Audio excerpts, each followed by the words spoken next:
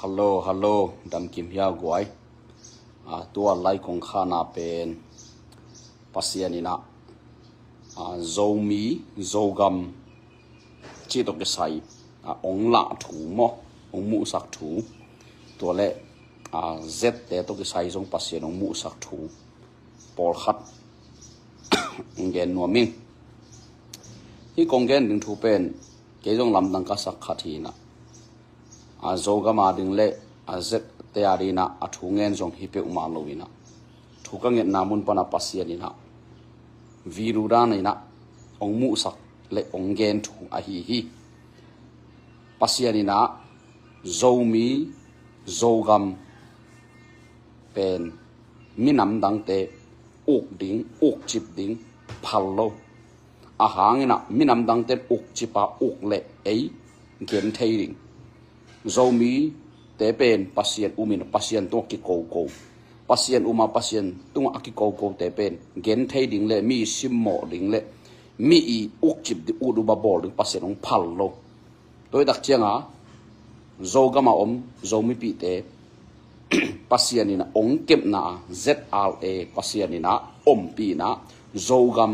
a uk ding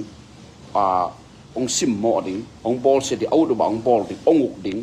ong lut tak chiang na ong lut thei do na nga pasianin zra pen pi na zogam pasiani akep nang ina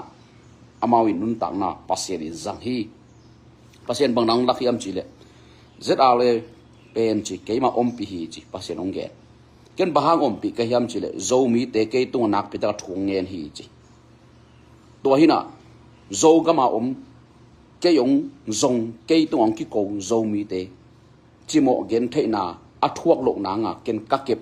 nangina zra te pina kasat a hi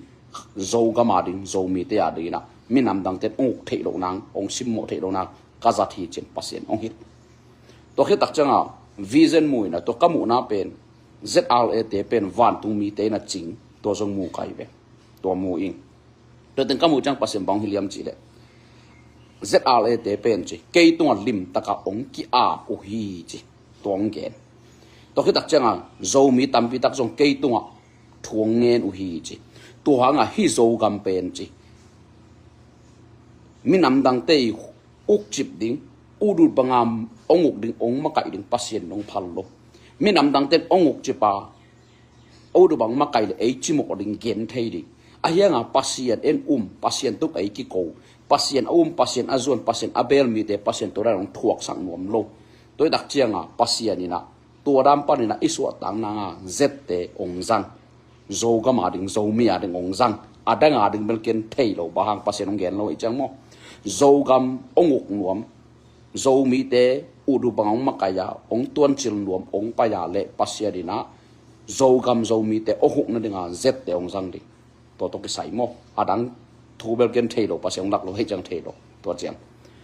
to hi na to ki chang pasien bang hi yam chile z te pen chi ka dei bang lim ta ka gam ta to hen chi ken van tung pana ka kamugi ge hi chi mi hing pen chi ka dei bang agam tat kel ken amao jong thu hil ling hing china pasien nong ge to mo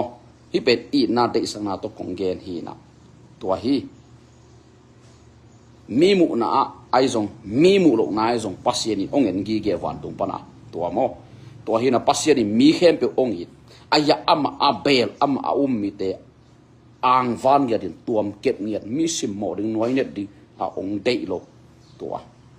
pasien in zet te pen pi ngiat ke ma mi mal tung pasien ong la na mo pi agal kap te jong van tung mi ten ching gal kap khat chang van tung mi khat den ching mu set kai lam dang sai a hang pen zomi tampi tak pasien to ki ko zet te jong pasien to lim tak ki ap na nei pasien ong gen na to hanga zogam zomi pen mi te simmo mi te uk chip dinga pasien ong phal lo chianga zogam zomi pasien akep nanga zet ale te azap pasiani to pasiani zat zet te jong lim taka akal son na kale to paum pinang kilang sem di pasien de lo ahi kha ko ale ong tam pian tak chang pasiani thu ka hil ding hi chi o ma le pasiani ken thu hil ding hi chi to pasien ong ge toy dak chianga hi kong gen pen gam vai hi lo I gam i zomi i minam onguk nuam sila bang ong bol nuam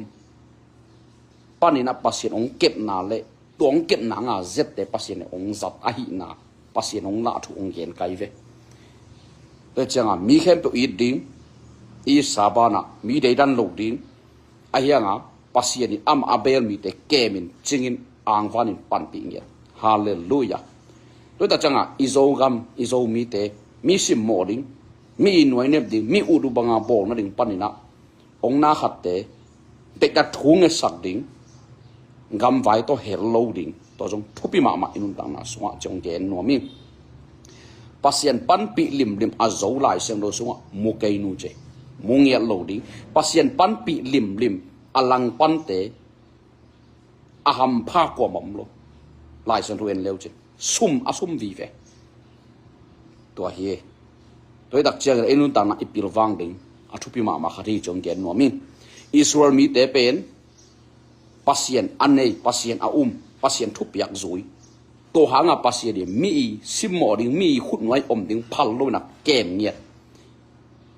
ayanga pasien thuong zui no lo chang pasien tong ki gam na tak chang pasien di mi khut sunga gen thei ta ka sila puak jiang lo lei ve ei jong pasien pasien izot tak changa mi sila ding le mi khut noi mi udu ba onguk na ding pasien ong phal lo e changa zo mi le zo gama dina pasien di na zet ale ong zang na ompi a hang tua mo gam vai to ke sai ngia lo to kong gen pe to ben pasien ong la kai jang ong gen ngam kai ke jong gen som khol lo we gen som lo pasien ni kong la pen na gen dinga kong la hi ong chi tua a khat na pasien iu pa le imi pi i lo phamo a hianga aman lo pia gum lo di to pen pasien jia to pen thupi ma ma imi pi it ma banga minam dang jong it ding bahang jesu pen leitung mi khem pe gum khedi khang pai hallelujah deidan lo ding a hi zo na bang chi ding to pa yesu na bang vai kha kiam chi le gol bang na pil wangun la va khu banga mi gi un chi pen to pa yesu kamal hi hallelujah praise the lord to pen ipom ding ke sam hi it ding a hoi khai chi vo ding a hianga amao ei ut bang bol ding a hia le pasien to kop ding ei to hi le iki kala thong khen ding pen van le ya bol mi hing khem po bol a khut sunga kumpi te a koi awang len pasien ni thong khen de to hi le hi chi ong gen no mi to dak te inun tang na sunga pilwang kul miget kul lim da kal son thei ding jong ki sam hi chi ong gen no mi azanga mi ma khat cha papa sia in jesu khazi min da thupang pia he lung dami